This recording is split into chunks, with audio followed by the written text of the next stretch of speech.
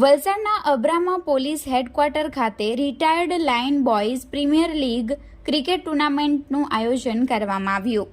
જેમાં મુખ્ય મહેમાન તરીકે ડોક્ટર કરણરાજ વાઘેલા ડીએસપી વલસાડ તેમજ ઉપસ્થિત મહેમાનોમાં Bhargav Pandya DYSP Valsad, BN Dave DYSP Vapi, AV Makwana RPI Valsad, SS Pawar PI Valsad, AK Verma DYSP Valsad, PG Naswade DYSP Tapi, YS Sirsa PI Narmada, DD Parmar PI Valsad તેમજ એમએ સોનવણે આરએફઓ ખાસ હાજર રહ્યા હતા। આ ક્રિકેટ ટુર્નામેન્ટમાં 4 જેટલી ટીમો બનાવવામાં આવી હતી, જેમાં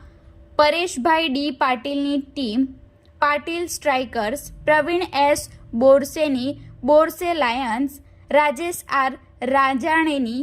રામદાસ 11 તેમજ Shaileshbhai A Patil SK tigers team બનાવવામાં આવી હતી, જેમાં સૌપ્રથમ સવારે પૂજા અર્ચના કરી ક્રિકેટ ટુર્નામેન્ટની શરૂઆત કરવામાં આવી હતી અને તમામ ખેલાડીઓ આ ટુર્નામેન્ટમાં ઉત્સાહભેર ભાગ લીધો હતો।